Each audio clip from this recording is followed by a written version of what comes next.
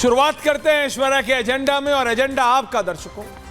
यह बात जो भी भारत की राजनीति को इतना सा भी समझता है, यानी चुटकी भर जिसको भारत की राजनीति की थोड़ी सी भी समझ है, उसको बताने की जरूरत नहीं पड़ती है कि उत्तर प्रदेश का क्या महत्व है भारत की राजनीति में। उत्तर प्रदेश को जीतना किसी भी राजनीतिक दल के लिए कितना महत्वपूर्ण है। उत्तर प्रदेश यानी 80 सांसद और 403 विधायक। ऐसे ही नहीं कहा जाता कि दिल्ली का रास्ता उत्तर प्रदेश से होकर निकलता है। यह इसलिए नहीं था, लोग कहते थे मुलायम सिंह जी की वजह से, कल्याण सिंह जी की वजह से, राजनाथ सिंह जी की वजह से, बहन जी की वजह से। नहीं, ये आपकी वजह से, ये उत्तर प्रदेश की जनता की वजह से।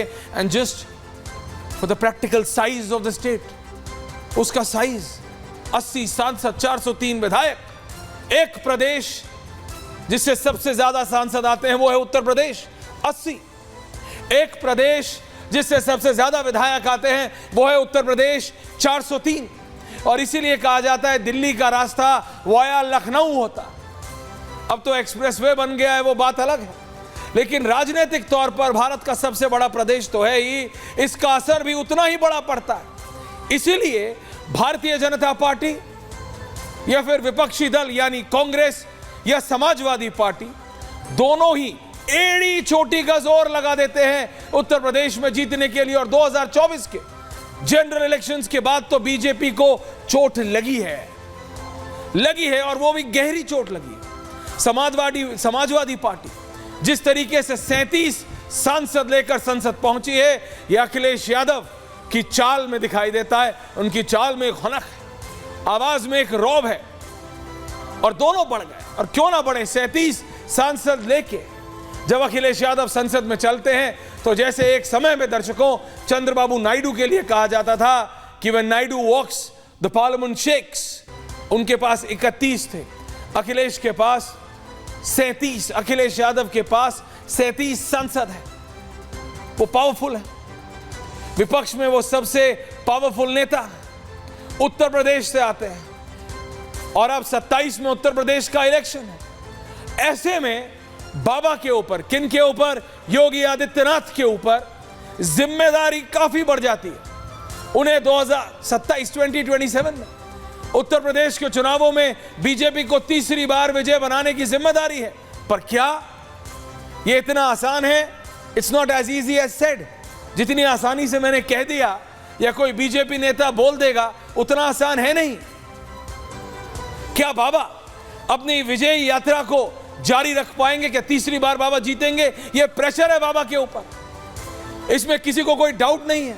तो ऐसे में बाबा के जो BFF, जैसे मैं कहता हूं, बेस्ट फ्रेंड फॉर एवर, यानी वो जिगरी दोस्त। और राजनीति में दुश्मन नहीं, दोस्त खतरनाक हो जाते हैं, क्योंकि दुश्मनों के बारे में तो पता होता है कि वो आपके विपक्ष में खड़े हैं या आपके खिलाफ खड़े हैं।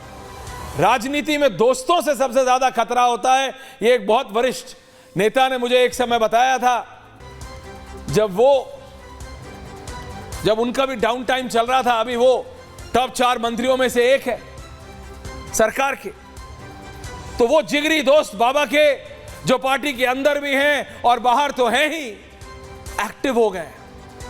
क्या क्या नई खबरें प्लांट की जा रही हैं।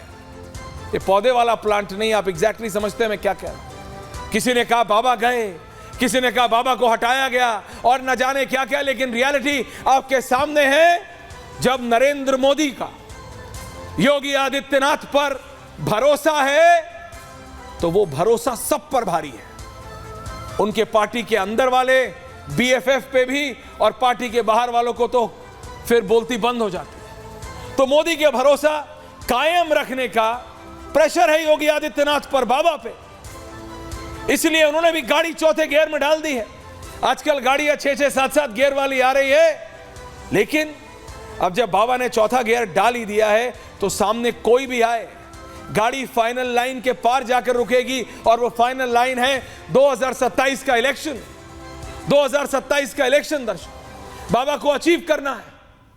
लोकसभा 24 के चुनाव के बाद बीजेपी दावे कर रही थी कि हम 60 ले आएंगे, 70 ले आएंगे, 75 ले आएंगे, लेकिन आई कितनी आप जानते हैं। फिर शुरू हुआ ये इल्जाम का दौर कि तेरी गलती है, इसकी गलती है, उसकी गलती है, कुछ समझ नहीं आया तो बाबा की गलती है, सब बाबा ने गलत किया। फिर बात निकली कि पार्टी और सरकार का समन्वय बिगड़ गया, सिस्टम थोड़ा ठीक नहीं चल रहा है, और आपने तो कभी ज्यादा नाराज हो जाते हैं तो अपने ही लोग, अपने ही विधायक, अपने ही नेता ज्यादा नाराज होने लगे। तो बाबा ने कहा ठीक है भाई, करो बैठक। शुरू हुआ बैठकों का दौर, बताओ अपनी अपनी दिक्कतें। किसी ने कहा सर ये अफसर नहीं सुन रहा, किसी ने कहा सर आपके सीएमओ में ये वाला अफसर नहीं सुन रहा, किसी ने कहा डीएम नहीं सुन रहा, किसी ने कहा ये अफसर नहीं सुन रहा। तो बाबा ने कहा बेटा सब सुनेंगे, बनाओ लिस्ट। ये बुलडोजर वाली लिस्ट नहीं है, लेकिन बनाओ अफसरों की लिस्ट। तो बन गई लिस्ट, कोई पसंदीदा अफसर नहीं, 75 जिले, 104 अफसर। जी हां, बता रहा हूं आपको, डंके की चोट पर खुलेआम 75 जिले हैं उत्तर प्रदेश में, 104 अफसरों की लिस्ट तैयार है।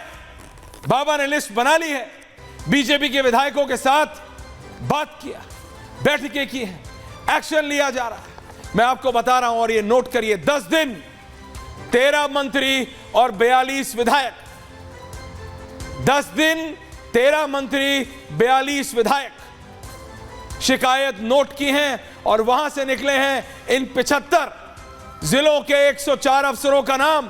और वो लिस्ट लेके कल योगी आदित्यनाथ दिल्ली पहुंच रहे हैं। एक्टिव मोड में है बाबा, एक्शन मोड में है बाबा। वो 104 अफसरों की लिस्ट लेकर, IAS IPS included, DM SPCT SSP included, बाबा लेके आ रहे हैं दिल्ली।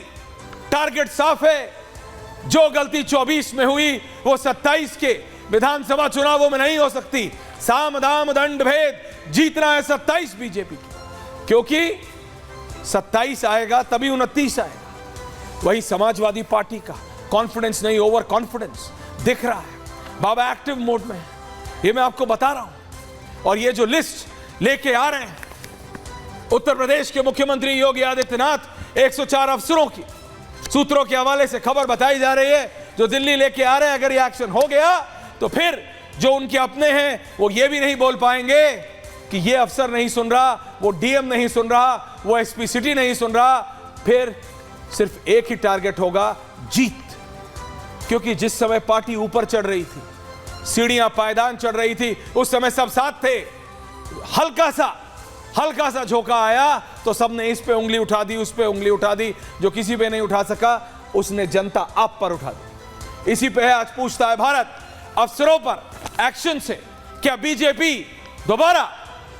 दोबारा अपना लोहा मनवा पाएगी? ये मानना है बाबा का नहीं तो कम से कम उनके विधायकों का। एक्शन मोड में है बाबा, लेकिन क्या समाजवादी पार्टी को इससे कोई फर्क पड़ता है? पूछता है भारत।